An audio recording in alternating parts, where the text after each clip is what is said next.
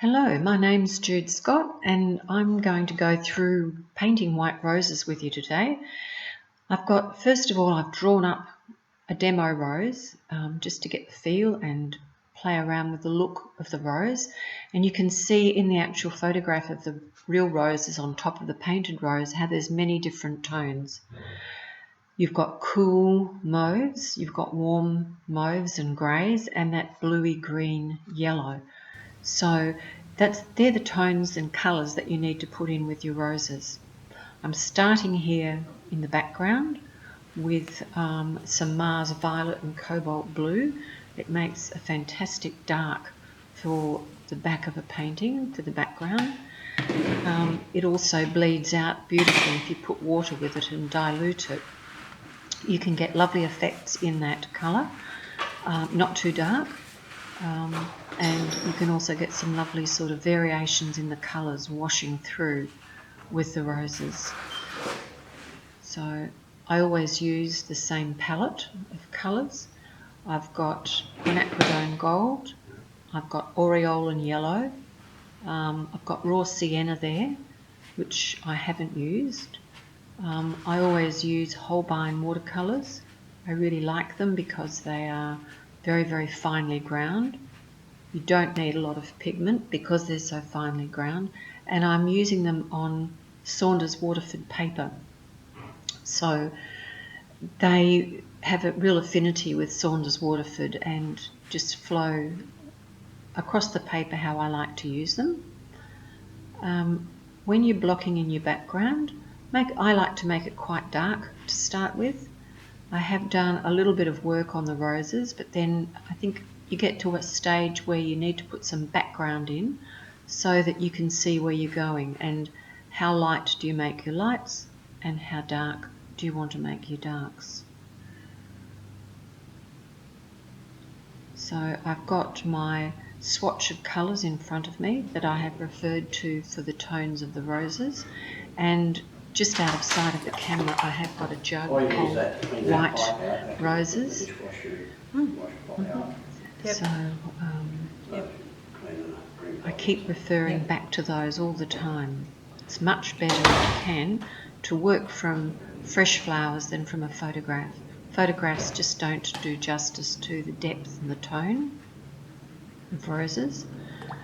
And with the tone, if you want to make the petals recede or put shadows deep in the centre of a flower or an object, you need to have cool darks. And when I say cool, on the blue side of grey. You certainly wouldn't want an icy blue shadow in there. It would look too cold, but just a bit of cobalt makes a lovely cool shadow. And then if you want a warmer shadow, add a little bit of pink. I've used Alizarin Crimson. You can see on the bottom left-hand swatch there. Those colours have been painted wet in wet in the swatch, and they have bled into one another and created lovely shadows and deeper tones for the white in the roses. I always like to use calligraphy brushes. I find that the hair in them just suits me really well. They hold a lot of water and a lot of pigment so that I can paint from one rose to another. I can paint quite a large area without having to recharge my brush with pigment or with water. For the background now, I'm dropping in just some green, and it's wet in wet. You can almost see the shine there on the paper. So I'm using Aureolin Yellow and some Quinacridone Gold just to warm that green up a little bit. The green was made with just the background Mars Violet and Cobalt, to which I've added that yellow. So there's quite a bit of blue in there, so you add yellow and you get some interesting greens. And I like to use the same palette of colours throughout painting, because then you get a more cohesive look to the painting, and the colours will all go together. There's no jarring colours. You can't suddenly introduce you know, a hot pink or a wild orange, unless you've used it somewhere else in the painting.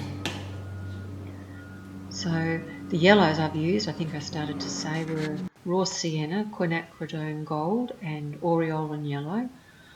For my reds, in this painting I've only used Alizarin crimson, and you can see that that warms up the shadow areas there. And into that same grey, you can just drop a little bit of yellow and it will warm it up. So from the one puddle of grey paint, you can make it either warmer or cooler, lighter or darker. You can only go 4 ways with colour. You can only go warmer or cooler, lighter or darker, and it doesn't matter what medium you're painting in. I suddenly realised one day that, yep, there's only 4 ways you can go. So if you think, what colour do I need to paint here? Just think of that. You can only put in a darker colour or a lighter colour, and then if you've decided to go darker or lighter, then think, do I need a cooler colour or a warmer colour? Warmer colours will come forward and make that petal or object seem closer to you, and a cooler one will make it recede.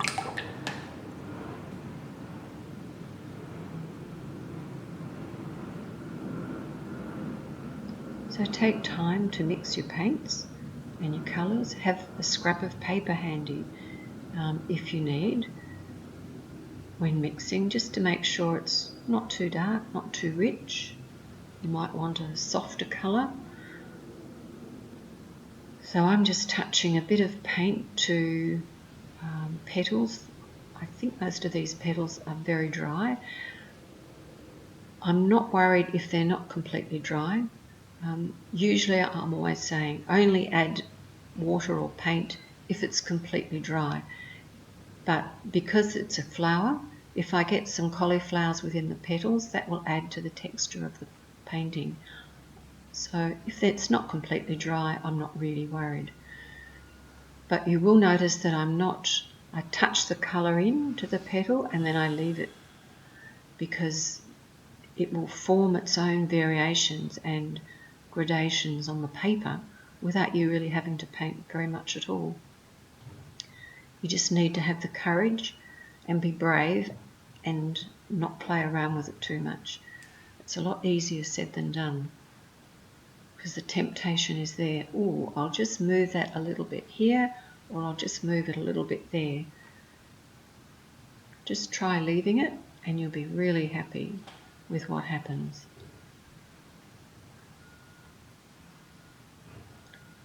So I'm just making some adjustments now, putting some warmth in, a bit of extra strength to the paint.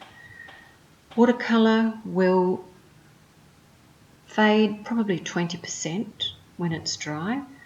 Sometimes it's about 10%. The more water you use in a painting, the more it will fade when it's dry. So that's just referring back again to the colours, the tones, how light, how dark, that you can see there, the background in that initial sketch. And that's sort of what I'm referring to when I'm painting that, and of course the actual flowers which are in the vase.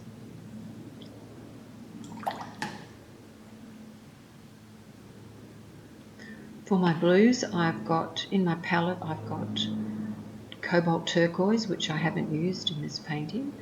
I've got cobalt, and all the paints are Holbein paints.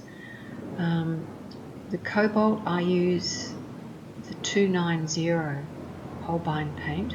They have a couple of cobalts, but I really love the 290. It's a beautiful, versatile cobalt, and you can mix fantastic, soft, luscious blues, or I can mix it with the Mars Violet for an amazing background, which is kind of one of those lovely intermediate colours. It's not really a grey, it's not really purple, and it's not really blue, but it's just a beautiful colour that you can easily drop more warmth or more pigment in to cool it down if you want. It's very versatile. So the blues are cobalt turquoise. Next to the cobalt, I've got ultramarine, and then I've got a Prussian blue in Holbein, and then to the left of that again, I've got indigo. For my reds, I have alizarin crimson, permanent alizarin crimson. If you're buying alizarin crimson, even if it's in acrylic, always make sure it's permanent alizarin, because if it's not, it'll be a fugitive colour. So it's worth it to pay the extra and get permanent alizarin. I've got Mars Violet, and I've got a burnt sienna, which I use, and at the front there I've got a cad orange, which I haven't used in this painting either. So I don't use a wide range of colours. I like to use a small paint box, especially if I'm travelling. The little paint box I've got came from Etsy, an online shop, and it sells these little paint boxes, which take 2, 5, 10, only take 14 colours, and they're great for plein air painting. This is my spare box of paint.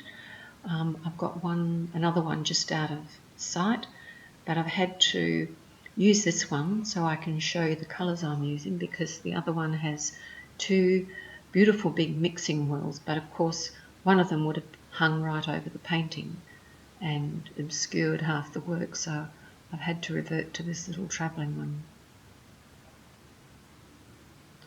I squeeze out probably nearly half a tube of paint, a 15mm tube, into the wells of the palette, and if Holbein paints dry out completely, it doesn't matter. You can just simply re-wet them and start again painting. I always like to keep my paints quite damp and moist, because if they dry out completely, I find it very hard, and it takes a long time to dig out paint, to pick up paint on your brush. So I really like to keep my paints quite damp, ready to go every time I use them. So you can just give it a squirt with your water, spray just before you close the lid, clean your lids up, give it a spray, close it down, and you can always have lovely moist paints to paint with. I'm not a fan of pan paints for that reason. I prefer straight out of the tube into one of my travelling palettes. Here I'm using my favourite rigger brush. It has really long hair in it. It's probably over an inch and a half long. Very few hairs, and you get the most. It's got really resilient hair, so it's quite springy, but because it's natural fibre, natural hairs, it will hold a lot of paint. So if you're putting veins in the back of your roses, just give it a spritz with some water. Just sometimes it messes them up a bit and just makes them less than perfect,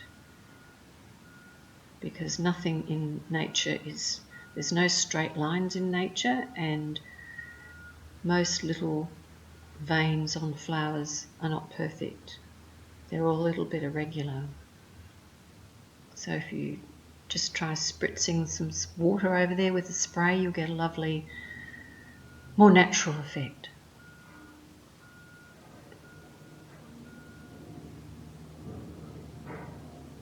So now I'm just almost sketching these veins in with my brush. You can put a line of, say, a warm grey in, and at one end of that warm grey vein you can drop either a cooler tone or a warmer tone and let it sort of move up the vein by itself. So long as it's wet, it will do that, and you get some fantastic textures and variation in the tones of the flowers and their petals.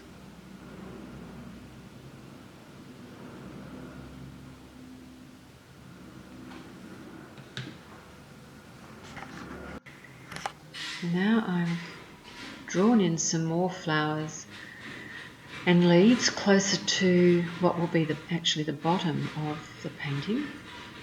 I'm going to do some buds, and I don't want them too perfect, I want them a bit sketchy.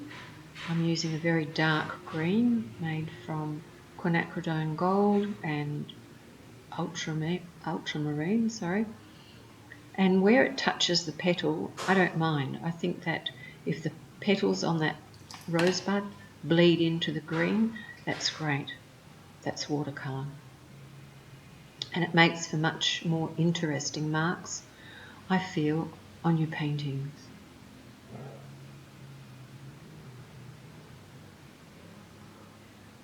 So I love dropping in extra tone and maybe a different temperature in the paint, and just seeing it bleed across different areas of the paper.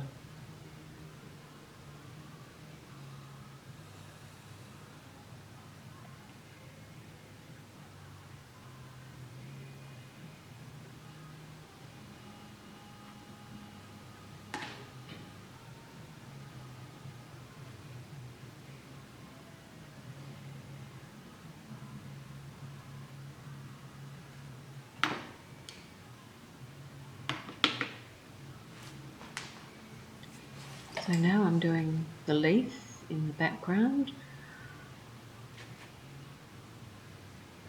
So I like to have light and dark.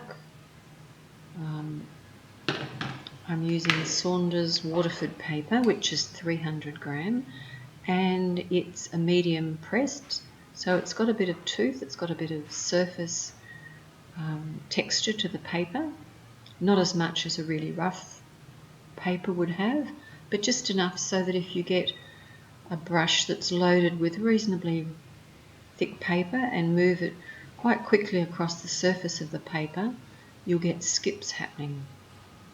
So little corrugations, and I love those in painting, and I think it really adds interest to the paintings as well.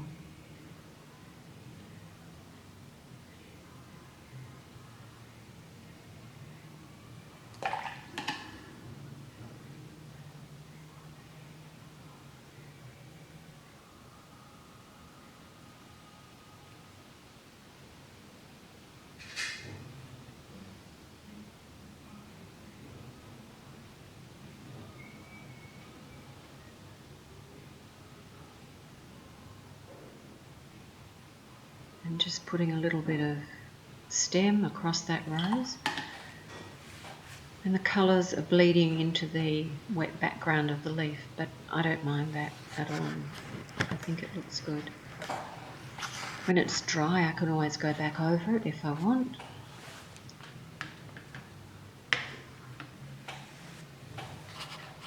And take time to mix your colours. Don't feel that you have to rush.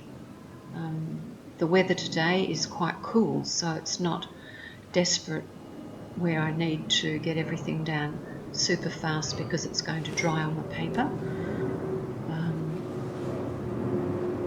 It's quite different if you're painting plein air. You really have time restraints are all important. Get everything done before that paper dries. So the beauty of watercolour is while one area is still wet, you can go over to another area and carry on painting while you wait. I need to let that rosebud dry a little bit, so while that's drying enough for me to add some more colour, I can paint in another area.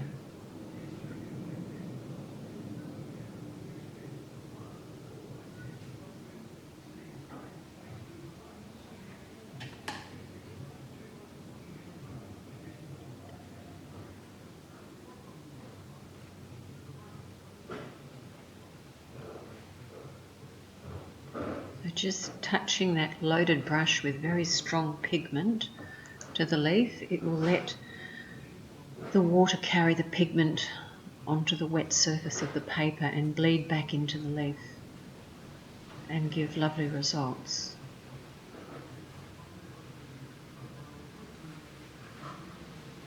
And again, you can see the skips forming on the paper, the rough brush marks over that paper.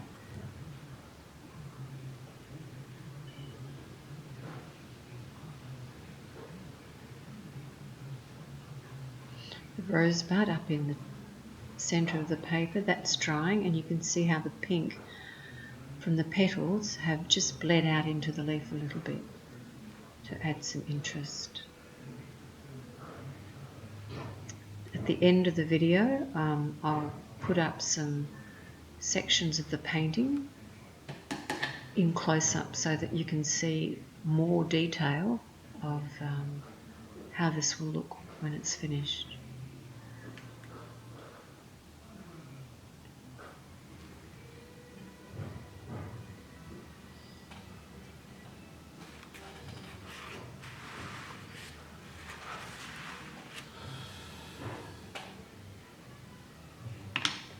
So the rose in the centre is my main flower, but the one that I'm painting the background around now is just a minor player in the scheme of things, so I'm keeping that fairly soft. I don't have to do much detail on that because I don't want your eye drawn down into that rose. I want it to stay more in the centre of the painting. And again, the background is Mars Violet with Cobalt. I've put it on very strong, very thick paint, and then I can always just add water to that and drag it around on the paper. I have pre-wet the paper where I'm painting now, so it will give me a lovely soft edge. It's really important that you don't let those edges dry where you don't want them to, because once they dry you may never get them off and you can't get a flowing effect in the background. So the white skips at the top of the paper, or it's actually at the bottom right hand corner of the paper because this is upside down. I really like those, so I'm going to leave them, and I'm going to now just add some green, very strong green. I've added Quinacridone Gold to that background mix of Mars Violet and Cobalt, and there's enough green in it to give me wonderful darks, and they'll bleed into each other and give a lovely soft effect in the background.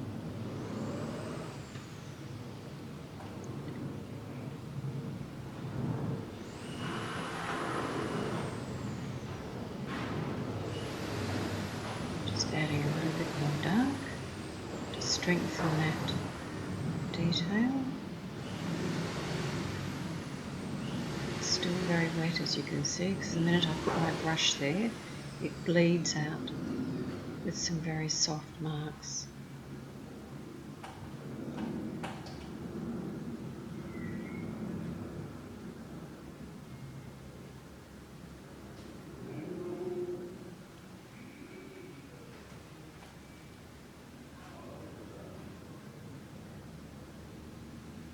I used to really struggle with backgrounds when I first started painting, but now I've learnt that backgrounds, I don't worry about them. I guess it's confidence. Having painted hundreds of paintings, you find that once I used to rush with backgrounds and not know where to go, but now I guess I paint more instinctively. So I always put colours in that are in the painting. I would never use paint colours in the background that aren't in the painting, that I haven't used before. So this mix here is Quinacridone Gold, a little bit of Aureolin, and I've put in some burnt sienna. Burnt sienna goes brilliantly with Quinacridone Gold to make a very rich, warm glow of light behind the vase here. So when towards the finish of the painting, I will use a little bit of burnt sienna to put some centres in the rose with some Quinacridone Gold, so the colour will be repeated. and I've also used it in some of the petals, so that's just something else to think about. Never use a colour in isolation in your painting. Always repeat colours. So I'm just going to paint it up the other end, turn it around, and you can see how the buds have dried. The main rose is there. The colours are still drying on that, so it's still a little bit bright, but that will fade as it dries. I'm just doing some more work in the top left hand side of the painting, adding some more darks into that paint. If the dark's cauliflower, that's fine, it's in the background and it won't matter. In fact, I think it always adds to the interest of the background if there's some cauliflowers. I'm certainly not a neat painter, I don't think, but I really like mixing things up a bit in the background, and I love visual texture. I love the hard edges coming up against soft edges, and light and dark and warm and cool, thin lines, thick lines. It makes it so interesting. So I'm just restating some of those darks there in the top of the painting. Careful just to paint around the little skips on the paper. I don't want to lose those. Little white sparkles are pure gold in a watercolour. They really add to the vibrancy of your work.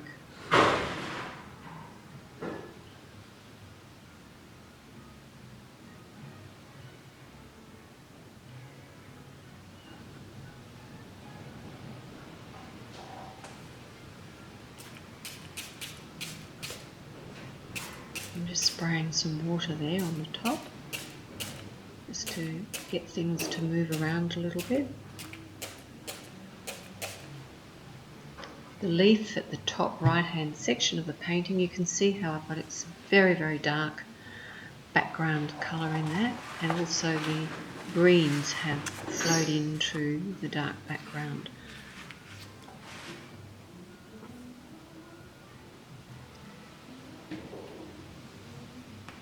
So now I'm back to putting some more detail in and finishing off the painting. I'm sorry this is a little bit out of focus for you. I'm still learning about filming for YouTube, and it's not easy, but I'm having a lot of fun trying. So I do hope you're enjoying this.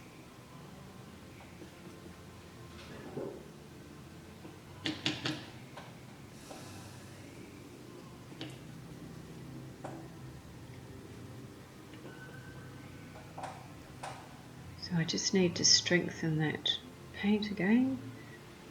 It does fade quite a bit. Well, this has certainly faded quite a bit. So I want that to be very dark at the side. But I don't want to lose those precious little skips of white paper. It's white unpainted paper. You can't get, there's nothing as white as unpainted paper. You can put in lots of white that you can buy. You can put in titanium white, Chinese white. You can put in, some people even use like correction fluid, all sorts of things. Nothing will give you the same look as white paper. It just glows through. Now it's better to leave too much in your painting than not enough, because you can always go over it if you keep your soft edges, and you can add to it as you go along and reduce the amount of white. But if you lose it right from the start, sometimes you can never get it back.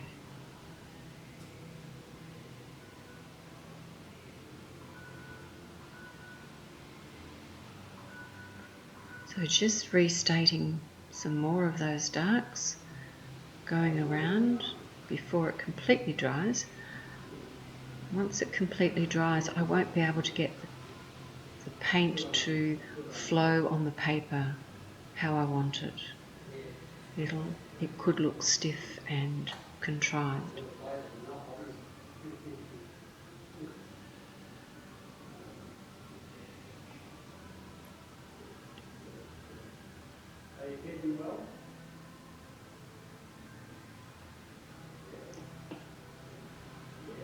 So now I'm just mixing up some more paint, getting ready for the next section.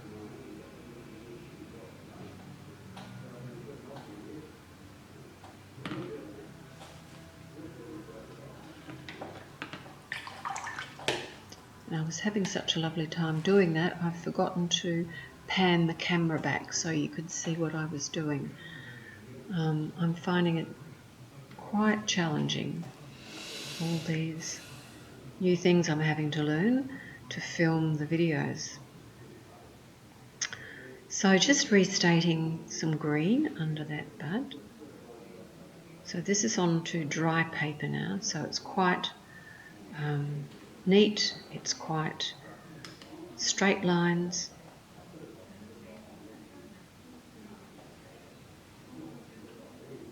So where I put the paint, it actually is staying.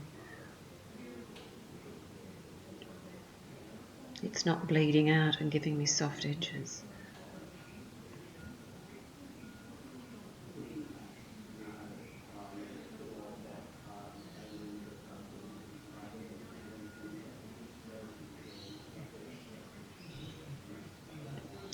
Sometimes it looks really good to have different layers with lots of hard edges over the top of one another. So that's something that you can decide for yourself. At this stage, if you were to put some dark paint in over the top of the paler green and you didn't like it, if you're not using staining paint, you can always lift it completely off by pressing down with some really good kitchen paper. Don't sort of go dab dab, press down really hard and it should come off completely. If you've used a staining colour like phthalo blue, Prussian blue, Windsor blue, they will all stain and you won't be able to lift them off. I find that Mars Violet and generally most of the Holbein pigments lift off beautifully.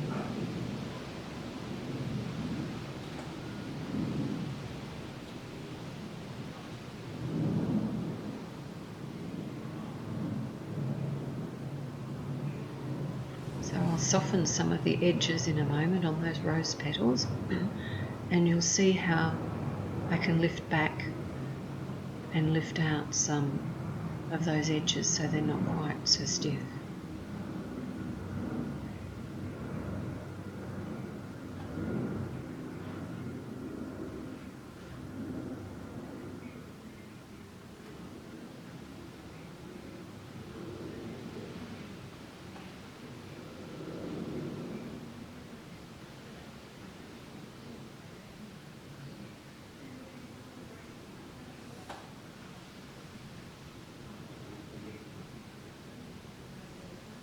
Just restating the darks around that petal.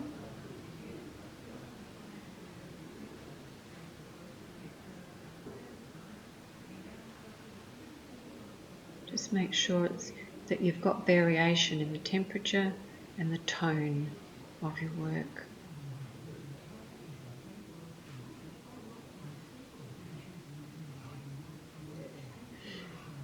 And while that looks very dark now, it will dry a bit lighter, so don't worry if you think it's too dark.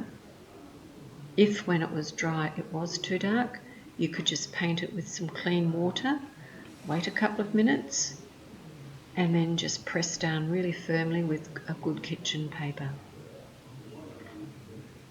I really like Viva kitchen paper. I find it's the best for me, and sometimes you can use it just like an eraser.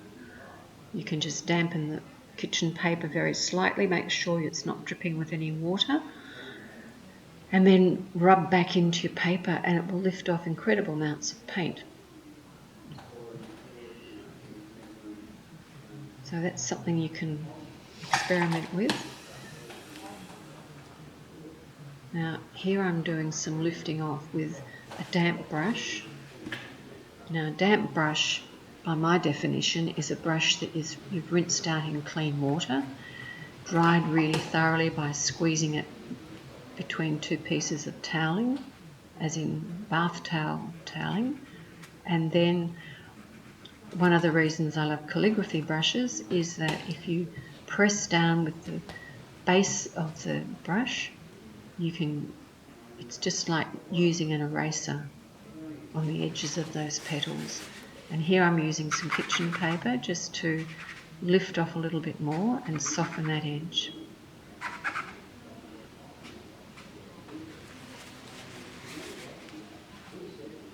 You can also use slightly damp kitchen paper to lift off clouds in a sky and to soften the edges of a cloud.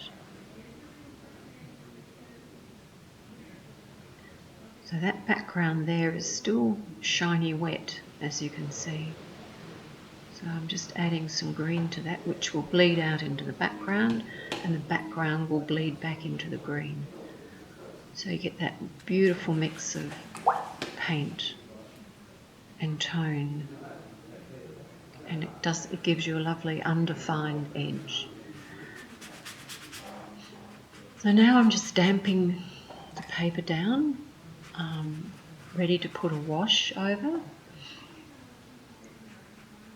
I'm using a yellow wash with the Aureolin Yellow and some Quinacridone Gold. Quite strong because I want to have a glow of yellow behind that vase. So I'm also going to paint over most of the leaves here so that I have a seamless look. I don't want these leaves to be painted looking like they're perhaps from the days of folk art when you painted very distinct leaves. I want them to merge into the background and the background to merge into the leaves.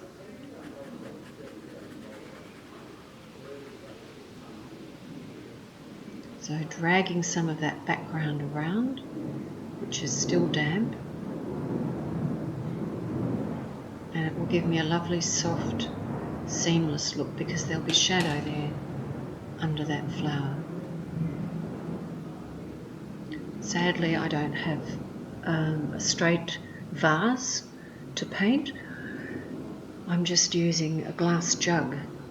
A green glass jug is what I've got my roses in, but I know that there would be shadows under that rose, so I'm just dropping some slightly darker, probably a number 2 to 3 on the tonal value scale, just to make that recede back a little bit further and make the flower come forward.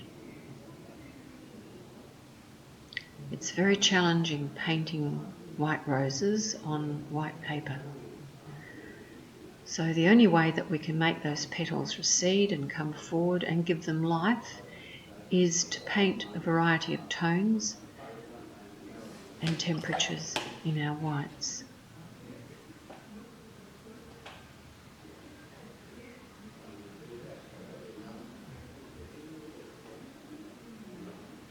So here again I'm using some Quinacridone Gold, some of the background mix of Mars Violet and Cobalt, and a little bit of Aureolin Yellow. And because that's wet, you can see that the edges of the green is very soft. And whatever paint I put in that will merge into the surrounding paint and flow along the surface of the paper. Watercolour will only go where there's wet paper. If it's not flowing enough on the paper for you, it's because you don't have enough water. If it's just sitting there looking quite dead, then try adding some more water around it and it will follow the water. It won't move on and start flowing over dry paper unless you have your board on an extreme angle. I'm painting flat on the table today, Now here is the close-up. here's that a I close-up. promised you. A couple of You can close-up see sections. how the colours have And blended here is the into the finished background. painting. I've added some twiggy sections. You can see in this one the very, very soft edges of the buds and the edges of the roses and the very soft colours. The final painting, this is it. I hope you've enjoyed watching.